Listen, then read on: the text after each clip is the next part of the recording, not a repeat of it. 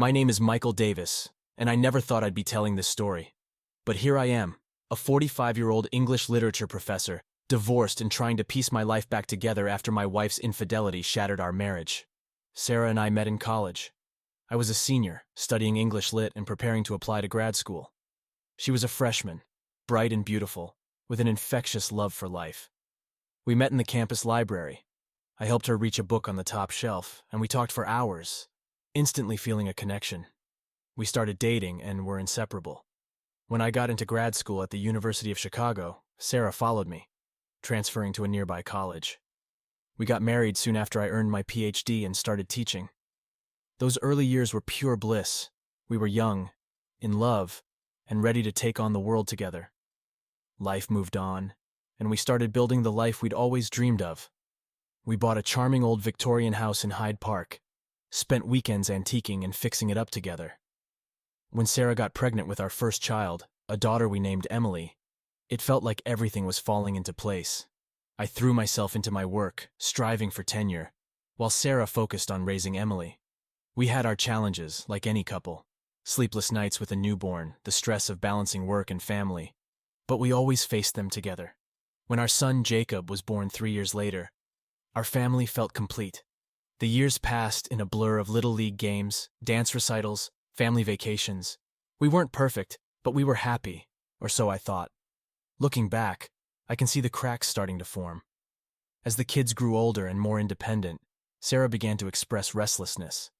She had put her own career aspirations on hold to raise our family, and now, with both kids in school full-time, she wanted more. She started taking classes at the local community college, exploring her options. I supported her, in theory, but in practice, I was often too wrapped up in my own work to give her the encouragement she needed. I was on the cusp of making full professor and was spending long hours at the office, often coming home after the kids were in bed. Sarah and I started to drift apart. Date nights became less frequent, replaced by hurried meals and conversations about logistics, who was picking up the kids, what was on the schedule for the weekend. We were like ships passing in the night. I told myself it was just a phase, that we'd reconnect once I secured my promotion. But the distance between us continued to grow, an invisible chasm widening day by day. The day everything changed started like any other. It was a Thursday in October, and I was at the office, prepping for my afternoon seminar. I remember it was raining, a steady drumbeat against my office window. I was just packing up to head to class when my phone rang.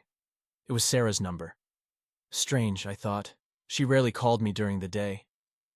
"Michael," her voice was trembling. "I need you to come home, now." My heart started to race. "What's wrong? Are you okay? Are the kids—" "The kids are fine," she cut me off. "Just, please come home. We need to talk." The drive home was a blur. 1,000 scenarios raced through my head, each more dire than the last. Was Sarah sick? Had something happened to one of our parents? When I walked in the front door, the house was silent. "Sarah?" I called out, my voice echoing in the stillness. She emerged from the kitchen, her face pale and drawn. She was clutching a mug of tea like a lifeline. "Let's sit down," she said quietly, leading me to the living room. We sat on the couch, an uncomfortable distance between us. Sarah took a deep breath, seeming to steel herself. "Michael, there's no easy way to say this." She met my eyes, her gaze filled with anguish. "I've been having an affair." The words hit me like a physical blow. I felt like I couldn't breathe, like the room was spinning around me. "What?" I managed to choke out.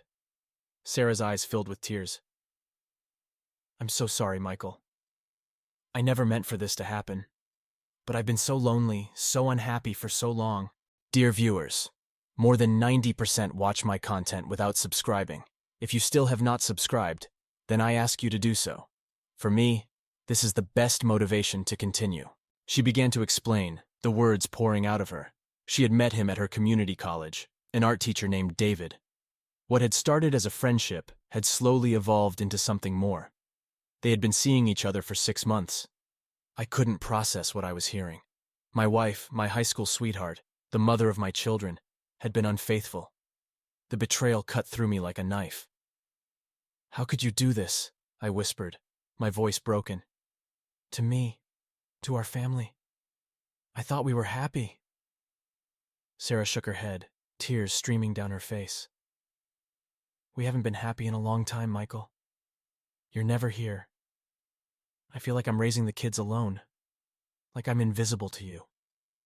Her words stung, mostly because I knew they were true. I had been absent, consumed by my own goals and ambitions. But that didn't excuse what she had done. We talked for hours, cycling through shock, anger, grief. Sarah begged for forgiveness, said she would end things with David immediately. She wanted to go to counseling, to try and repair what she had broken, but I couldn't even look at her. Every time I did, all I could see was her with him. The trust was shattered, the betrayal too deep. I slept in the guest room that night, and the next. I took a leave of absence from work, unable to focus on anything but the implosion of my marriage. We tried counseling, at Sarah's insistence, but it was too little, too late. The damage had been done. Every session seemed to unearth new hurts, new resentments. We were like strangers, sitting on opposite sides of the couch. 2 months after Sarah's confession, I moved out. We told the kids that Mommy and Daddy were taking some time apart. Emily, now 12, seemed to understand on some level. But 8-year-old Jacob was devastated, clinging to me and begging me not to leave.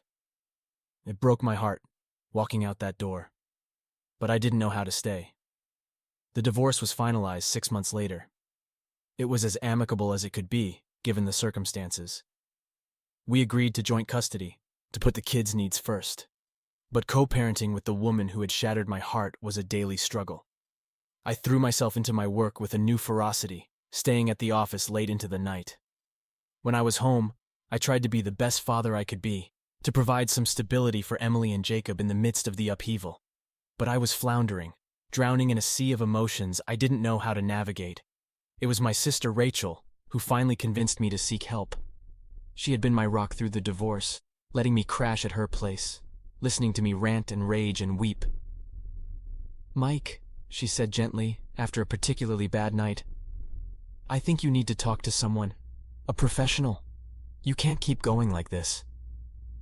I resisted at first, stubborn in my belief that I could handle it on my own, but Rachel persisted, and I finally relented.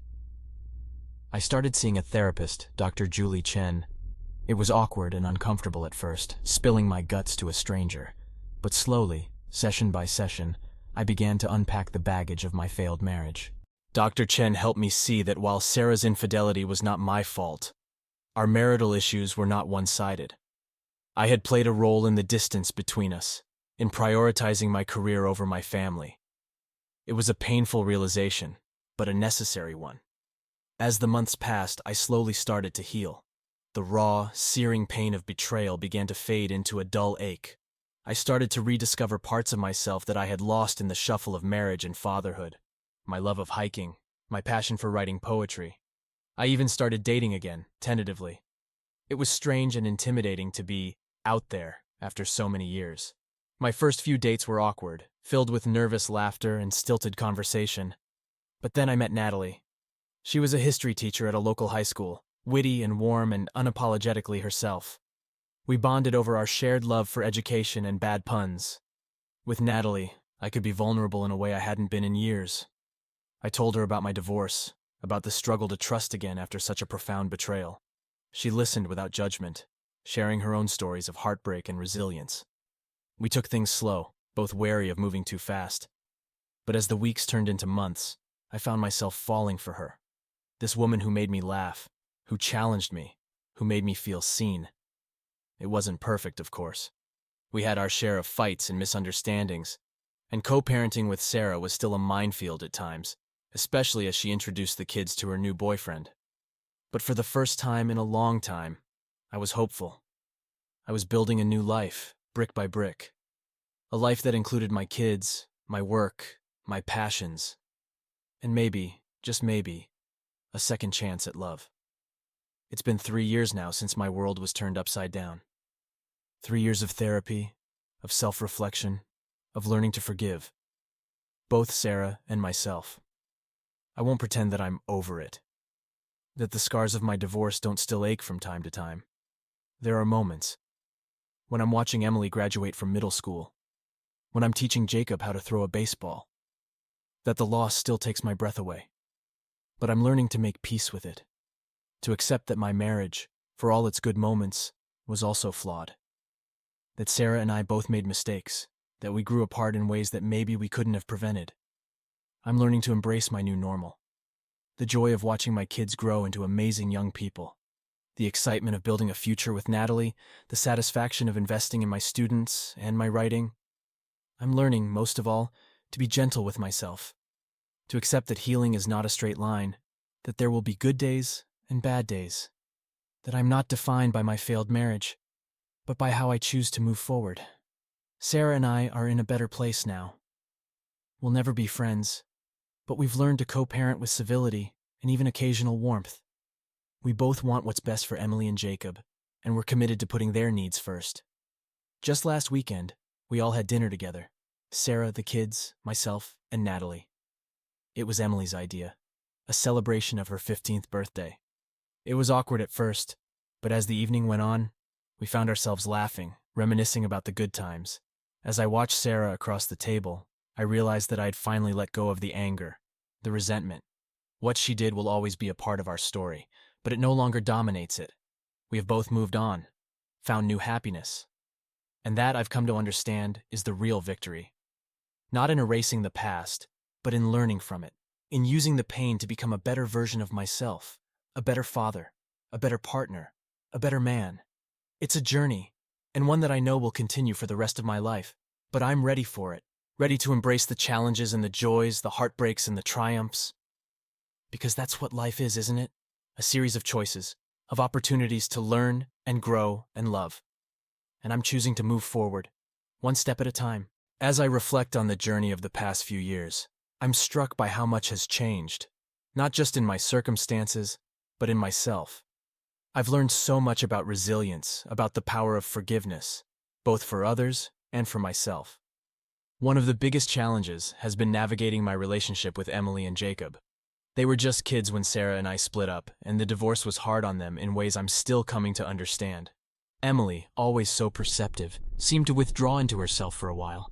She threw herself into her studies, into her ballet classes, as if by excelling she could somehow hold our fractured family together.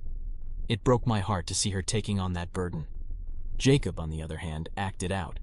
He got into fights at school, started talking back to his teachers. It was as if all the anger and confusion he was feeling came bubbling out in defiance.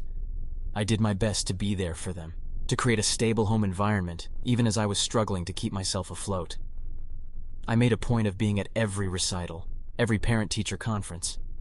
I learned to braid Emily's hair before performances, to help Jacob with his science projects.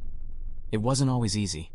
There were times when I was exhausted, when I doubted my ability to be the father they needed. But I kept showing up, day after day, and slowly, things began to improve. Therapy helped immensely. I started bringing the kids to sessions with me, giving them a safe space to express their feelings. Dr. Chen was amazing with them, helping them navigate their grief and anger in healthy ways. Gradually, we found our new normal. Emily started high school and discovered a passion for journalism. Jacob joined the baseball team and found a mentor in his coach. They both started to open up more, to let me in. There were still rough patches, of course. The first Christmas after the divorce was particularly hard, all of us feeling the absence of old traditions. But we made new ones.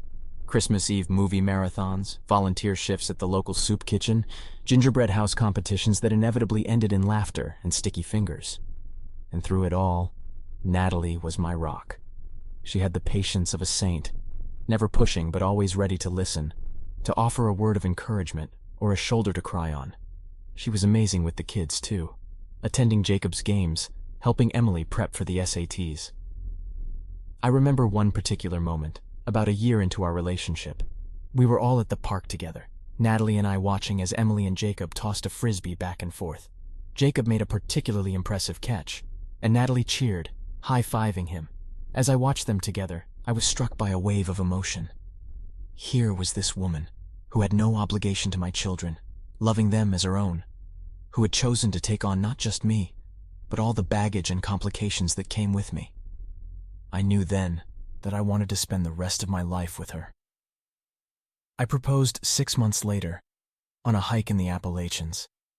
It was a spot we discovered together, a hidden waterfall that felt like our own private oasis. As the sun dipped below the trees and the fireflies came out to dance, I got down on one knee and poured out my heart. She said yes, tears glistening in her eyes. We got married in a small ceremony that fall, surrounded by our closest family and friends. Emily was a bridesmaid, glowing in a dusty blue dress. Jacob was my best man, so proud in his first suit. Sarah was there too, with her now fiancé, David. It was a testament to how far we'd come, that we could all be in the same room to celebrate new beginnings. As I watched Natalie walk down the aisle, radiant in white, I felt a sense of peace wash over me. This wasn't the life I had planned, all those years ago when I'd first said my vows, but it was the life I had built, through pain and heartache and hard-won wisdom. It was a life of second chances, of learning to love again after loss. A life of watching my children grow into amazing, resilient young adults. A life of partnership with an incredible woman who made me want to be my best self. As we exchanged rings and I promised to love Natalie for better or for worse, I knew that I meant every word. Because I had seen the worst, had walked through the fire of betrayal and come out the other side, and I knew that with her by my side, I could face anything. Our life together hasn't been perfect, of course. We've had our share of disagreements, of challenges big and small. Blending a family is never easy, and there have been times when we've all had to work hard to find our equilibrium. But we keep choosing each other, every day. We keep communicating, keep making time for date nights and family dinners and heart-to-heart conversations. We keep learning and growing, both as individuals and as a couple. And as I watch Emily head off to college, as I teach Jacob to drive, I'm filled with a sense of gratitude for the lessons I've learned, for the love I've found, for the man I've become.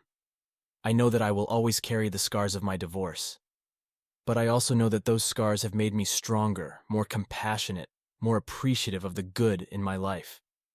Because I have learned that even in the darkest of times, there is always hope. There is always the possibility of new beginnings, of finding joy and love and purpose again. I've learned that I am resilient, that I can survive the unthinkable and come out the other side. And I've learned that the most important things in life are not the ones that can be shattered by betrayal, but the ones that endure. The love of my children, the support of my family and friends, the strength of my own spirit. As I look to the future, I am filled with excitement for what lies ahead, for the milestones I will witness, the adventures Natalie and I will have, the ways in which I will continue to grow and change. I know there will be challenges, that life will continue to surprise me in both joyful and difficult ways. But I also know that I have the tools to face whatever comes my way, because I have learned the most important lesson of all, that no matter how many times I'm knocked down, I have the power to get back up, to keep loving, keep growing, keep building the life I want. And as I sit here today, surrounded by the family photos on my desk, Emily and Jacob in their cap and gown, Natalie and I on our wedding day, all of us grinning at the Grand Canyon, I am filled with a sense of peace. This is the life I have built, a life of resilience, of love, of endless possibilities, and I'm grateful for every moment of it. So to anyone who may be facing their own heartbreak, their own shattered dreams, I say this: keep going. Keep putting one foot in front of the other, even when the path ahead is dark. Surround yourself with people who love you, who believe in you. Seek help when you need it. Give yourself grace when you stumble. And most of all, never lose hope. Because life has a way of surprising us, of bringing new beginnings when we least expect them. Trust that you have the strength to weather any storm. Trust that you are worthy of love, of happiness, of a life that fulfills you. It won't be easy. The road to healing rarely is. But I promise you, it is worth it. Every hard-won step, every moment of self-discovery, every laugh and every tear, they all lead you closer to the person you are meant to be. And that person? They are incredible. They are resilient. They are deserving of all the good that life has to offer. So keep going. Keep growing. Keep believing in the power of your own story, because it's a story worth telling, and it's only just beginning.